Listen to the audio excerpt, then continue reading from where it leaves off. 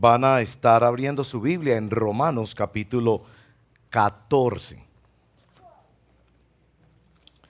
Notarán que la lectura antes de la prédica, y así seguramente va a ser a lo largo de este año que comenzamos, es un poco extraña, porque no vamos a leer, o vamos a leer solamente un verso.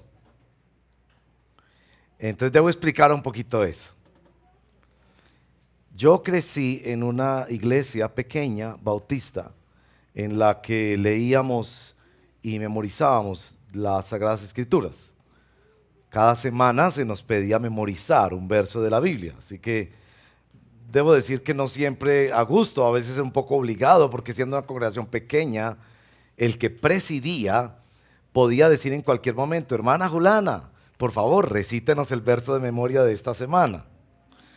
Así que todos llegamos un poco nerviosos y repasando hacia última hora, pero así fuimos aprendiendo a memorizar la palabra del Señor. Y es un extraordinario recurso que tenemos en nuestro corazón cuando atesoramos y memorizamos palabra del Señor.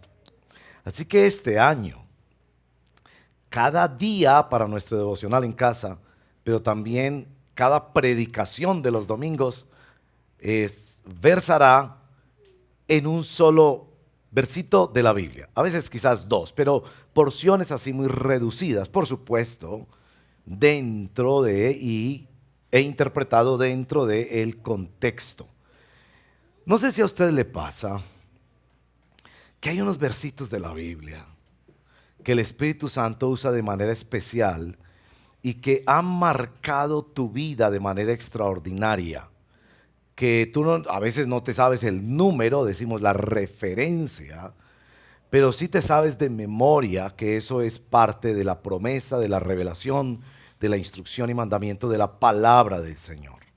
Este año nos vamos a desafiar mucho en ese sentido, atesorar esos versos que nos llegan en momentos de grandes crisis, de gran oscuridad, y que son como un rayo maravilloso que nos da luz. Algunos de esos versos llegan también en momentos donde el Señor nos reprende y nos protege en medio de la tentación y de la caída. Así que bendito el Señor. Por eso doy esa pequeña introducción para decirles que vamos a leer del capítulo 14 del libro de Romanos solamente el verso 8. Miren pues, el verso 8. Les animaría a que traigan su Biblia de papel, esta Biblia física, y a que la tengan así en casa, porque hay algo en lo que el libro sí es insuperable. Yo sé que leemos libros digitales, yo tengo libros digitales y leo con frecuencia digitalmente, pero el libro, cuando está allí explanadito, nos permite ver el contexto, ir atrás, ir adelante, subrayar, observar una panorámica global, que es muy importante en la sana interpretación de la Escritura. Les voy a animar a eso. Pero vamos a ir solamente al versito 8. Debo contarles, antes de leerles el verso 8 y orar y compartir la exposición bíblica, que este capítulo 14 del libro de Romanos es un capítulo que describe peleas dentro de la iglesia, para que sepa que en la iglesia se dan peleas. Estas peleas de los romanos en el capítulo 14 descritas ocurrieron en razón de opiniones personales. Esas opiniones personales tenían que ver en algunos casos con la comida, con la alimentación, y particularmente la influencia de muchos trasfondos étnicos que había ahí en la iglesia de Roma. Por ejemplo, estaban los judíos, ¿no?, que tenían su comida kosher y que pensaban que no se debería comer cerdo y otras cosas, ¿no? Pero también venían a esta ciudad cosmopolita de Roma personas de muchos lugares, y entonces había esa discusión de si un cristiano sí debería comer morcilla, que tiene sangre y demás, y había peleas al respecto. También había peleas con respecto a ciertos días festivos, y particularmente con aquellos que venían del trasfondo judío, si se debería celebrar el sábado o no, ya que los 10 mandamientos dicen que es el sábado, y grandes peleas había entre ellos. Unas peleas que ocasionaban que se menospreciaran unos a los otros, mirándose por debajo del hombro o se condenaran unos al otro. Eso lo verán en el verso 3 y el verso 10. En el verso 8, Pablo presenta esta verdad tan trascendental y yo quiero leerla primero y pedirles que juntos la recitemos, porque la esperanza es que este año memorices estos versos de la palabra del Señor. Romanos 14, verso 8. Si vivimos, para el Señor vivimos. Y si morimos, para el Señor morimos. Así pues, sea que vivamos o que muramos, del Señor somos. A ver, recitémoslo juntos para ir estimulando nuestra memorización. En este caso el texto está escrito en una forma fácil de memorizar, con sus contrastes, con su conclusión y demás. Vamos juntos. Si vivimos, para el Señor vivimos. Y si morimos, para el Señor morimos. Así pues, sea que vivamos o que muramos, del Señor somos. Oremos. Señor, a nosotros nos engañan con palabras. Palabras en videos, palabras en escritos, palabras a nuestros oídos. Y la razón por la que nos engañan con palabras es porque nosotros fuimos creados para las palabras. Necesitamos todo el tiempo promesas, certezas, verdades y revelaciones. Dependemos de palabras. En las escrituras de nuestras casas, en los diplomas, en los estudios, en los libros, en los documentos, en lo que nos dicen nuestros seres queridos, en lo que decimos a otros. Y este año en particular queremos que tu palabra sea central en nuestra vida. Que tu palabra nos atraviese. De una manera que descubra falsedades que tenemos, falsas convicciones o convicciones que nos están destruyendo, pero también que nos abran el apetito por depender de tu palabra.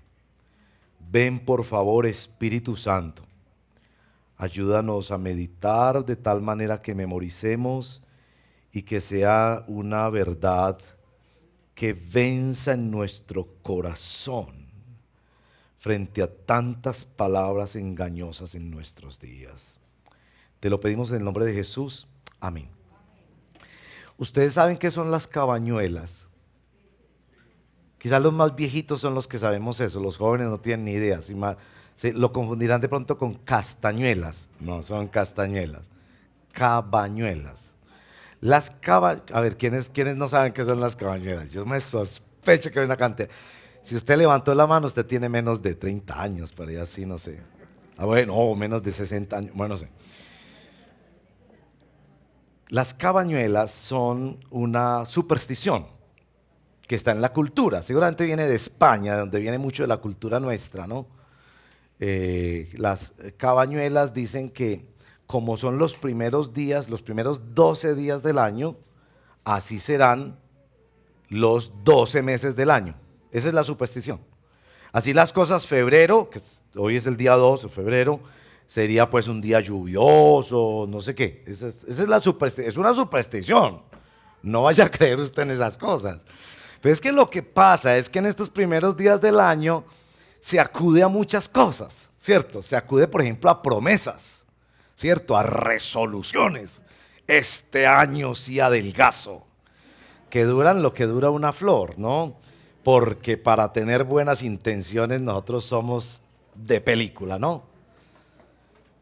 Otros en un ambiente más religioso acuden a todo esto de las declaraciones y reclamaciones y que tomo la promesa de no sé qué, una grandilocuencia tonta, déjeme decirlo, porque no son más que palabras tontas que piensan pues como que eso lo estimula a uno, no sé, como le da cierta emoción.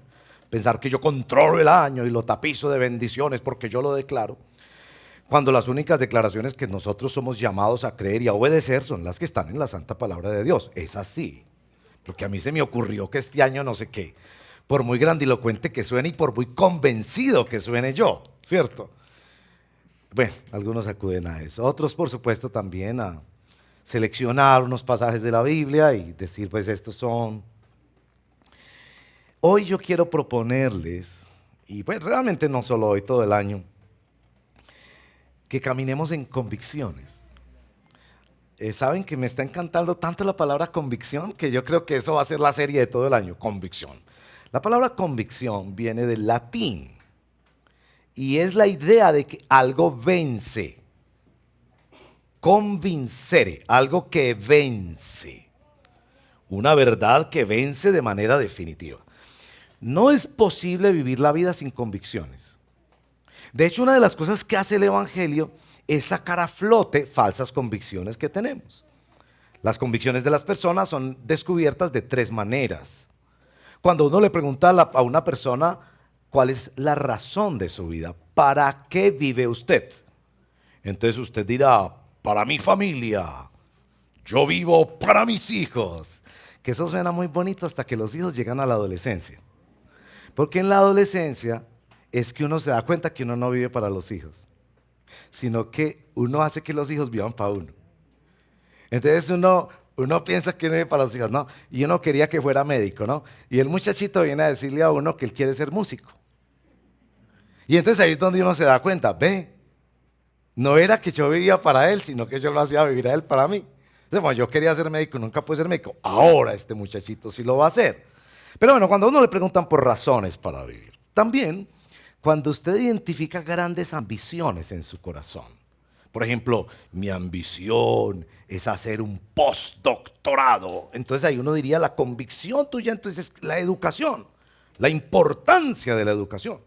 O la ambición mía es adelgazar y tener el cuerpo más esbelto del mundo. Ah, entonces tu convicción es que el cuerpo es muy importante.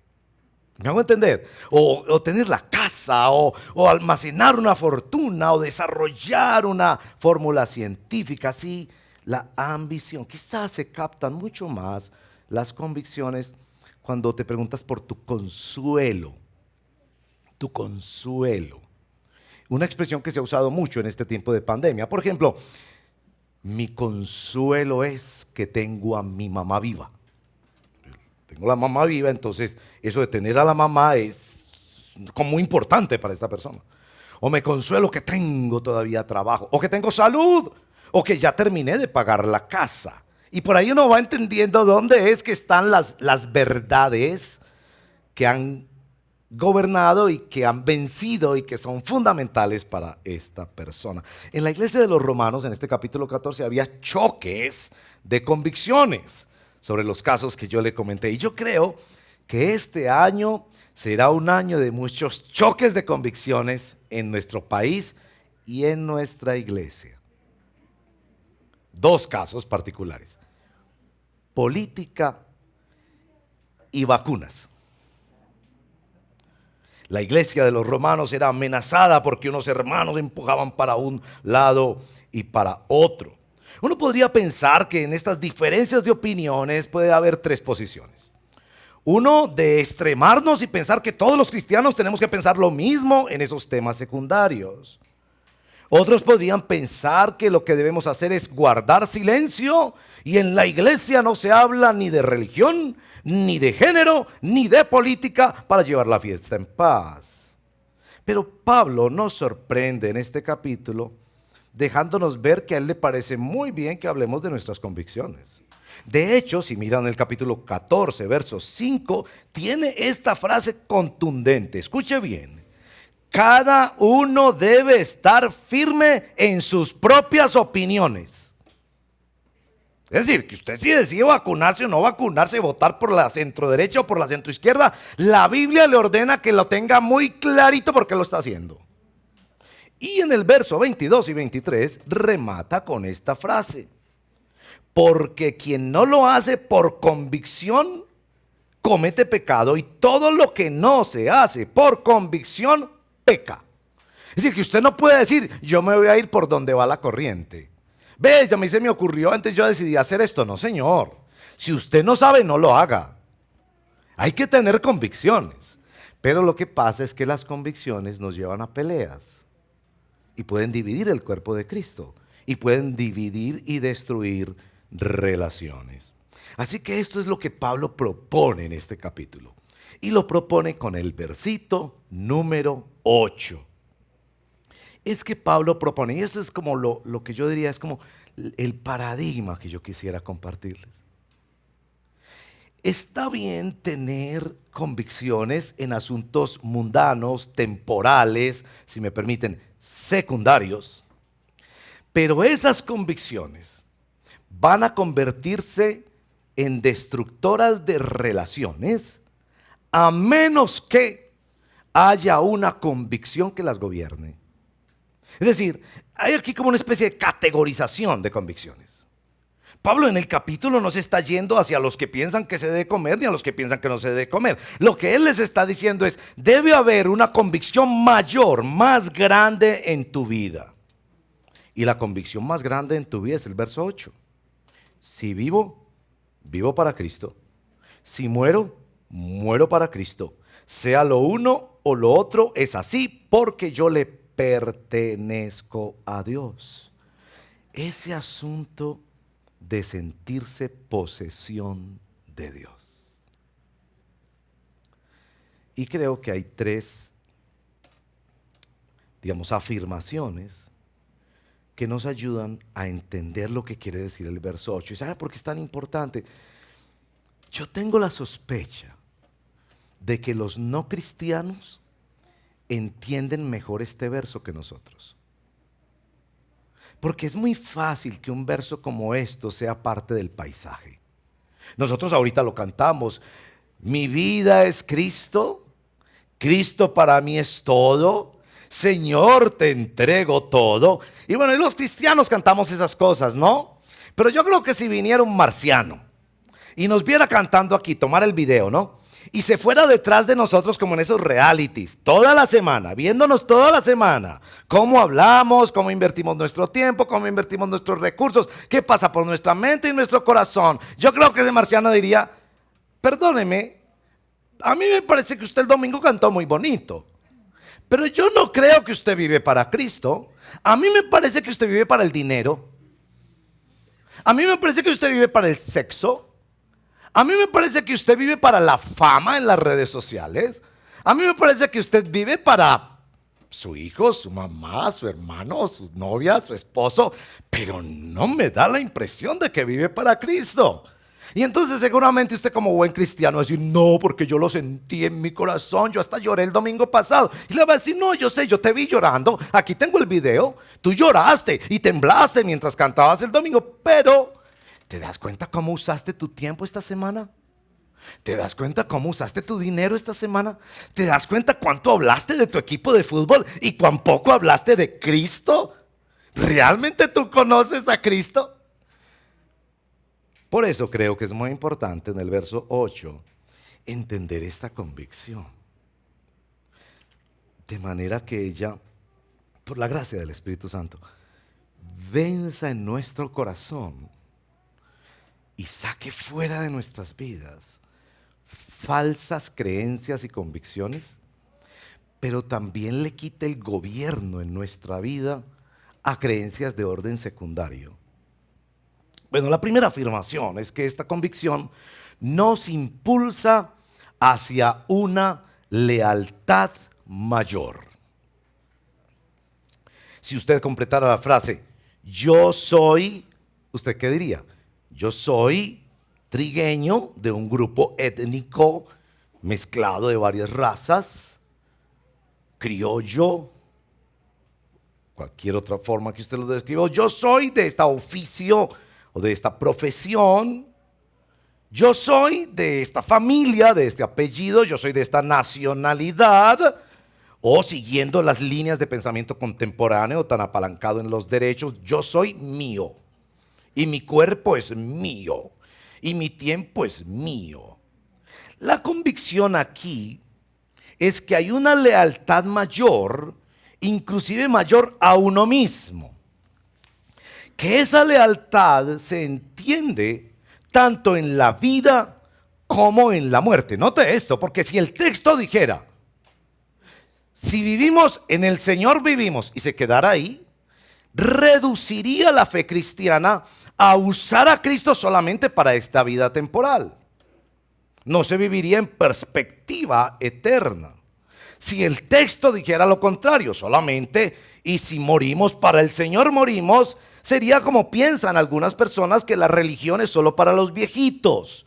Es decir, yo voy a disfrutar mi juventud, hacer mis planes, estudiar, viajar, entretenerme, tener todo. Y cuando sea viejito, ahí sí, porque pues como Cristo es para la eternidad, entonces descartaríamos a Cristo para la vida. Pero el texto dice, en la vida y en la muerte, en el ejercicio cotidiano de vivir y en la expectativa y en la entrada a la eternidad.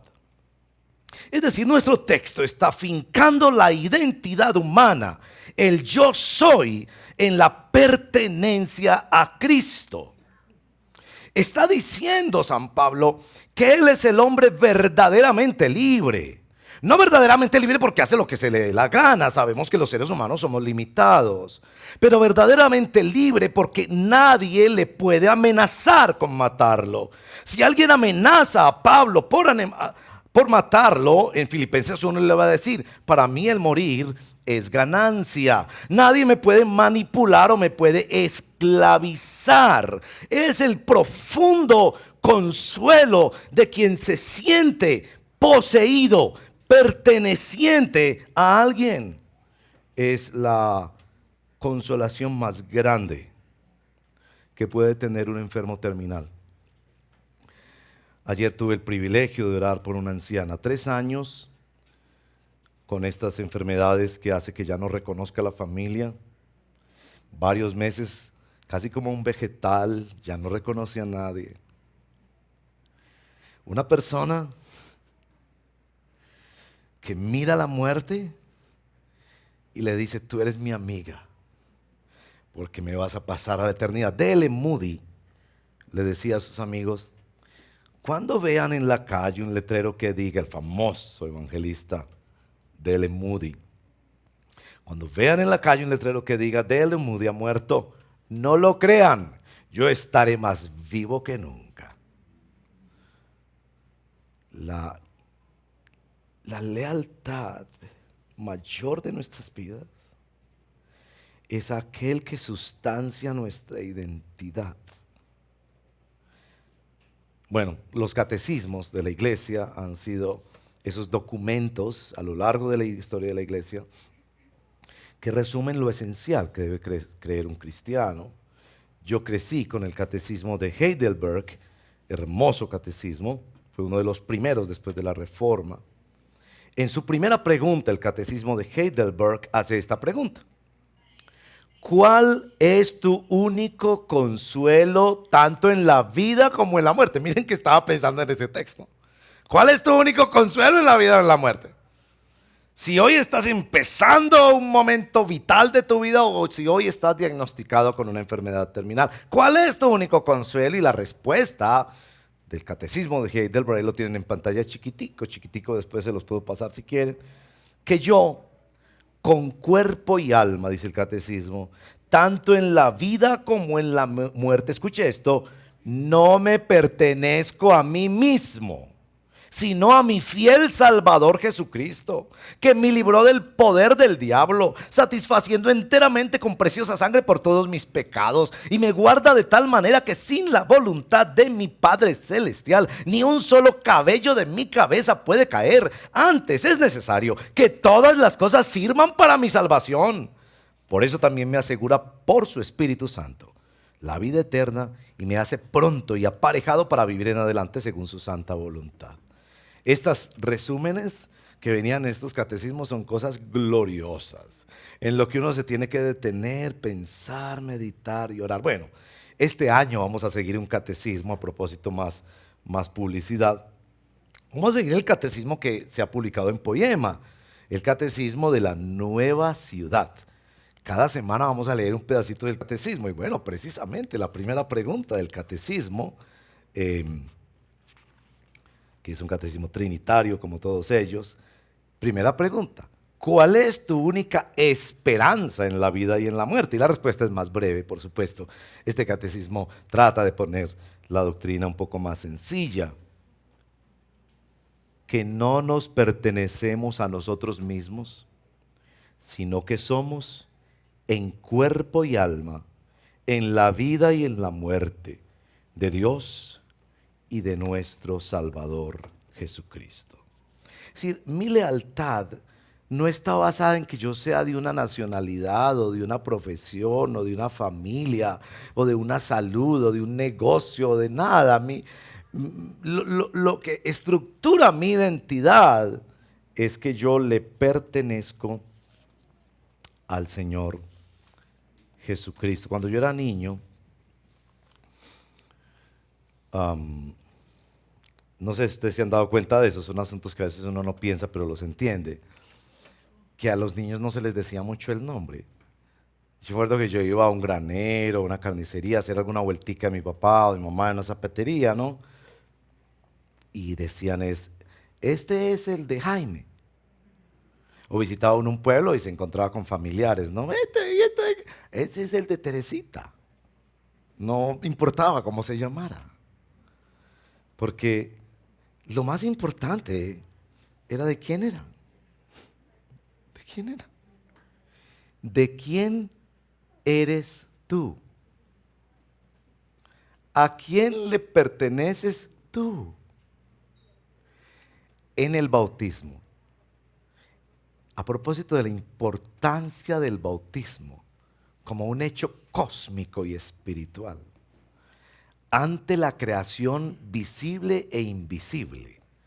Ahí no trasciende si es en una piscina, en un río, en un tanque, en una iglesia, si fue el pastor X o Y, pero ante la creación visible e invisible se declara: este es mío, dice Jesucristo, arrebatado de las garras del diablo y del futuro del infierno que le pertenecía. Ahora es hijo o hija de Dios. Su lealtad principal, su conexión vital, la esencia de su alma, no se la da una profesión, ni una familia, ni una nacionalidad, ni si tiene visa o no, o ciudadanía o aquí allá. Es que le pertenece a Jesucristo y Jesucristo es suyo también. Bueno, la segunda afirmación que viene con esta expresión de San Pablo: si vivimos, vivimos para el Señor; si morimos, morimos para el Señor; sea que vivamos o que muramos, somos del Señor. Es que esta convicción nos somete a una soberanía mayor. El gozo extraordinario de pertenecer. Que Jesucristo es el dueño de nuestra vida y en consecuencia no hemos de preocuparnos más de lo que Jesús está preocupado con nosotros. Romanos 8:28. Todas las cosas ayudan a bien. Él es el chofer de este carro de mi vida. Al final de mi vida reconoceré que las aflicciones eran bendiciones disfrazadas que abrieron puertas para nuevas y mejores gracias de Dios. Los romanos estaban rompiendo la unidad de la iglesia al menospreciarse por convicciones secundarias, porque estaban tomando el lugar de Dios en la vida de los otros hermanos. Pero aquí se nos está diciendo que no hay dicha más grande que estar sometido a la voluntad de alguien superior. Piensen en un niño. Un niño no está preocupado porque haya comida para la semana entrante. Yo sé que los adultos sí, nos gusta almacenar. Pero el niño no. El niño dice: mis problemas no son mis problemas. Mis problemas son problemas de mi papá y de mi mamá. Él no escoge su colegio. Él no almacena, él no merca. Él no se preocupa por una pensión, ni por una salud, ni por acumular para el futuro. Él solo se preocupa por estar seguro de estar cerca de papá y de mamá. Y corre en la tormenta. Y aunque la tormenta no se vaya, Solamente estar abrazado por papá o mamá en medio de la tormenta es suficiente. El gozo de pertenecer a alguien superior. Ya este hijo de Dios no es esclavo del mérito. ¿Usted sabe qué es lo glorioso de no ser esclavo del mérito? Usted, hermana, no necesita ser bonita. Pues yo no le estoy diciendo que no se organice un poquito, pero usted no necesita ser bonita. Usted no tiene que merecer. No tiene que andar mostrando todos sus títulos, dónde ha viajado, qué ha hecho, qué sabe, cuántas experiencias, cuánta gente conoce en Medellín, con cuánto se ha tomado la foto para publicar. ¿Usted sabe lo liberador que es no tener que depender de mérito? No tener que estar mostrando a toda hora el carnet para decir yo soy bonito, yo tengo, yo puedo, yo merezco, yo poseo. Y sencillamente decir, lo único que me interesa es decir, yo sé quién es mi papá. Yo sé quién es mi papá. Eso es suficiente para mí. Porque ahora mis problemas son sus problemas. Ahora mi identidad depende de Él. Ahora camino con el mejor del mundo y con el más poderoso del universo.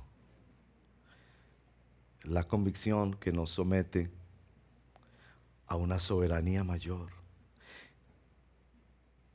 que Él es el Señor. Y Él decide cuándo morimos y cuándo vivimos. Yo no sé si usted juega con esa idea de que quisiera escoger cómo se va a morir. ¿Cierto que sí? No, muchos tenemos esa idea, a mí me gustaría morirme así, ¿no?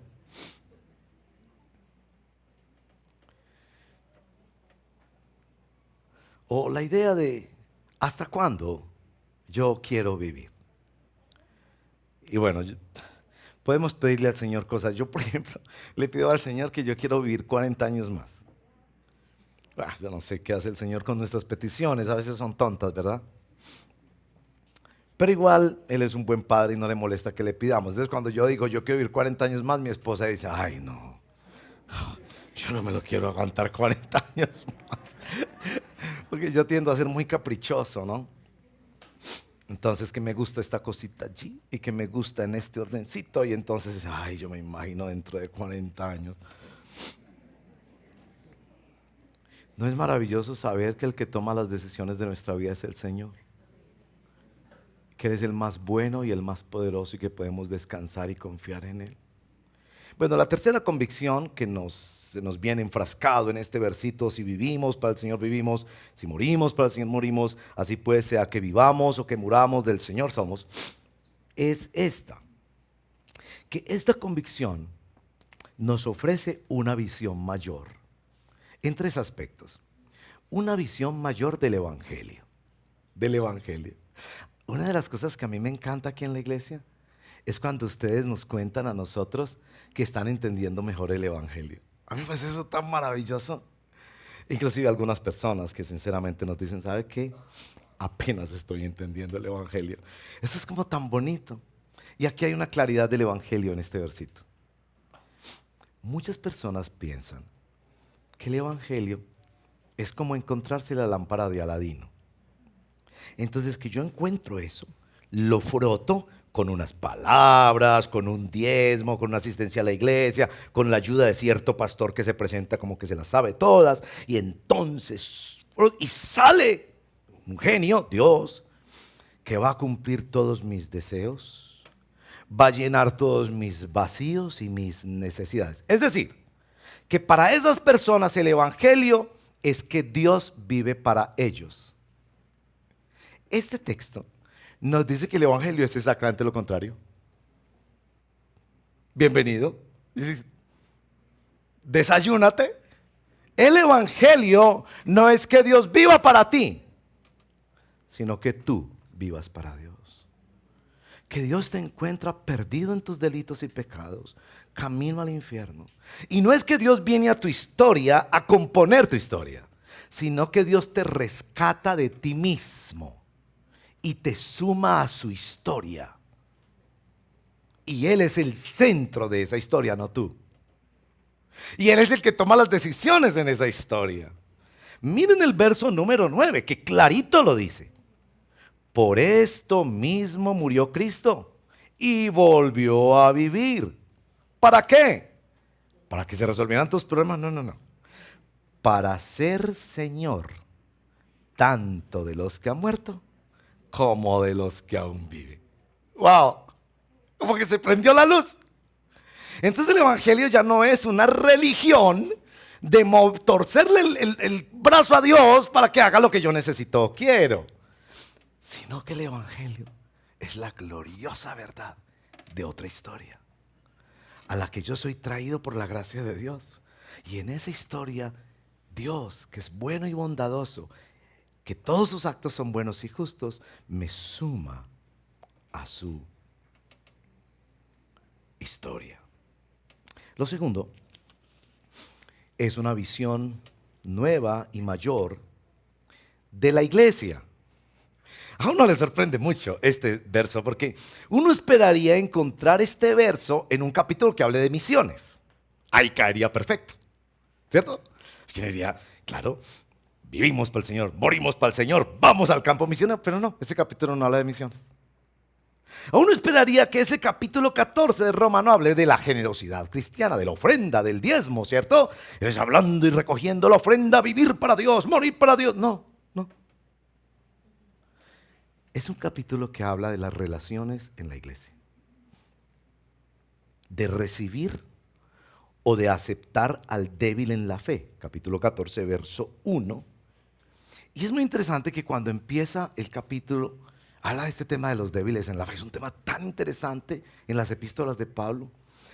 Al principio del capítulo uno piensa que el débil en la fe es ese hermano que sabía que esa carnita había participado en unos procedimientos idolátricos y paganos, en templos paganos que eran muy comunes en Roma, que esa sangre había sido dedicada a dioses.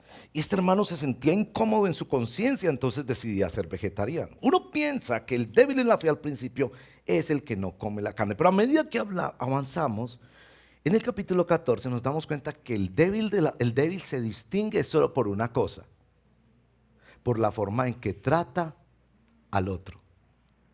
Es decir, que el fuerte no es fuerte porque tenga esta posición o esta posición. El fuerte es fuerte porque logra mantenerse bajo una convicción mayor. Yo le pertenezco al Señor y porque logra recibir o aceptar al hermano tal como Cristo lo aceptó a él.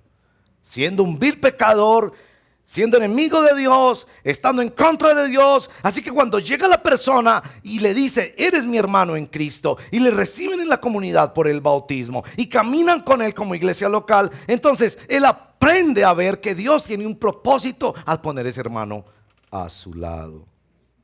Una visión de la iglesia. Una cosa que sobresale aquí en Romanos es que ellos se conocían. Algo distintivo de la iglesia en América Latina es que cada vez hay más anonimato en la iglesia.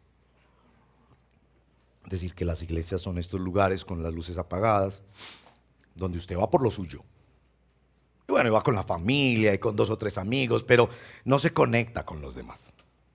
Usted va por lo que le dan al frente, ¿no? Allá al frente hay unos señores que hacen música muy bien, hablan muy bien, etcétera, etcétera, pero usted no vive la iglesia.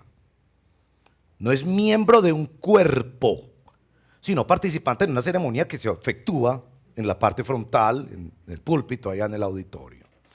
Por eso es tan bueno cuando se apagan las luces, porque como que cada uno vive en su mundo, pues en lo suyo. Así como en los apartamentos, ¿no? Que uno no conoce el vecino de aquí, ni el vecino de allá, ni el vecino al frente, uno está en lo suyo. Esa es mi casita, ¿ve? Yo no le hago mal a nadie, así como que es en la iglesia, ¿cierto? Por eso nos cuesta tanto cuando nos dicen en la iglesia, parémonos y nos saludamos. Ay, okay.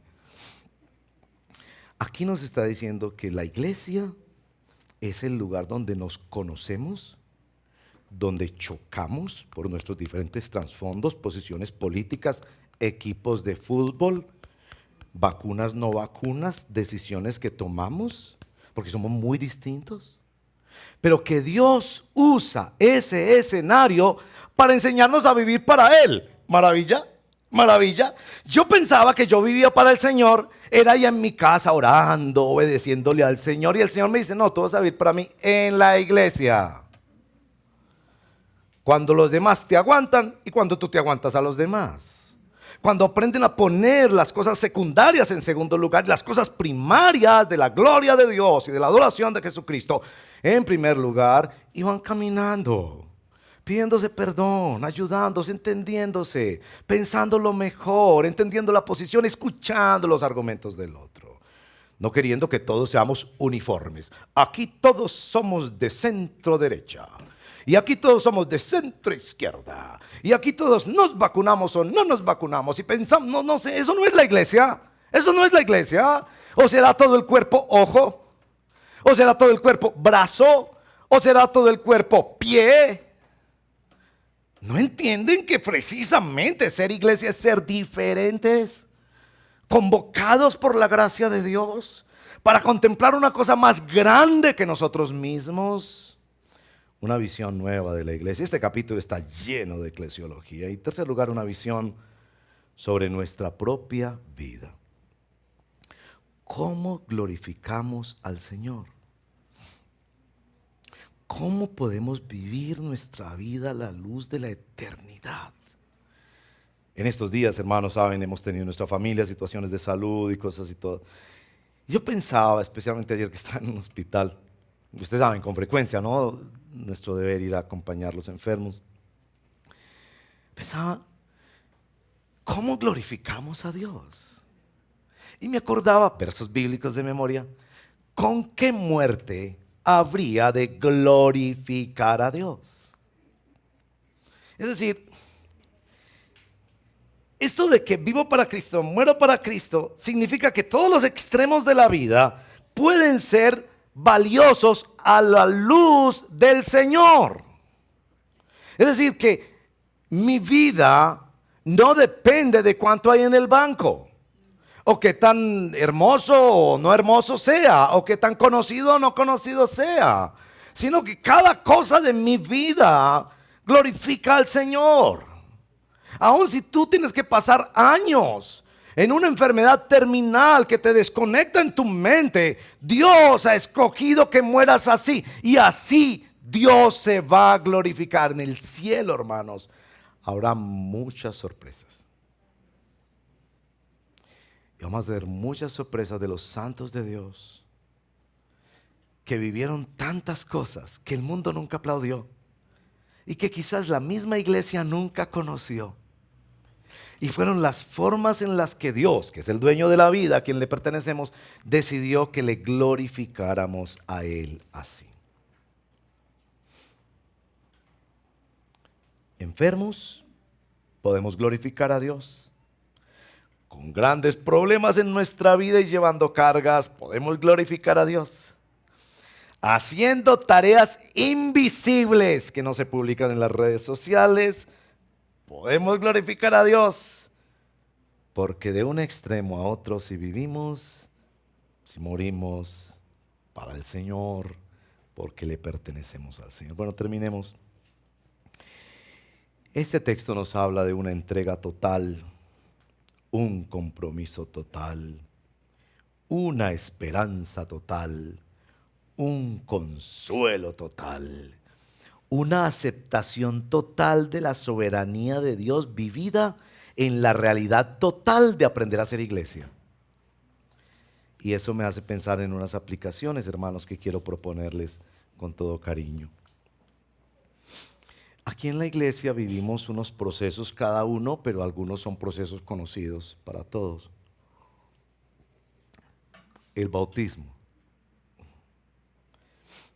En el bautismo, yo vengo delante de unos hermanos a decir que el yo se muere y que se va a caminar en Cristo. La membresía.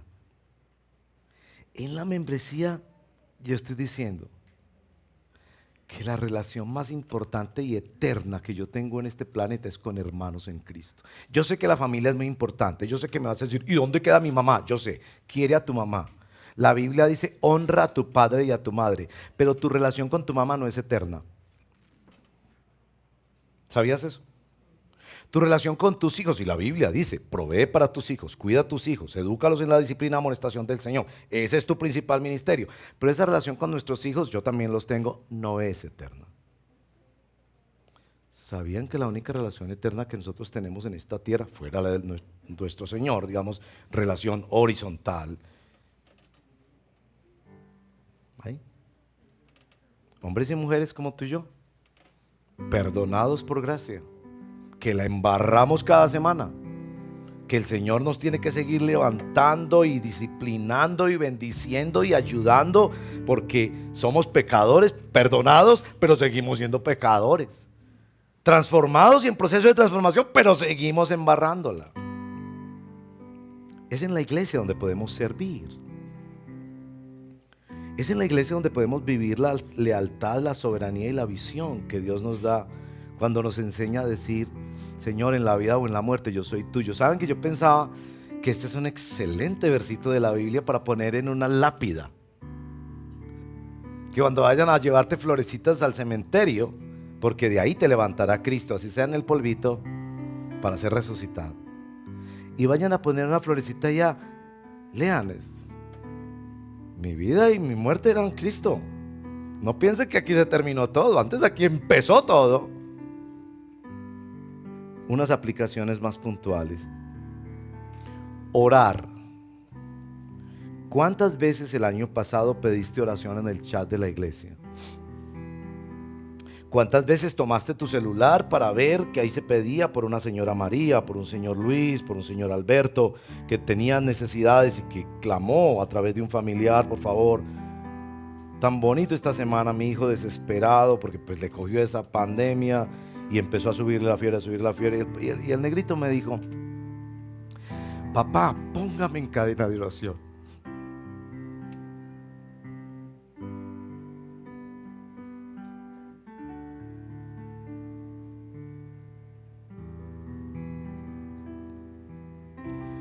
Los hijos le dicen a uno a veces cosas,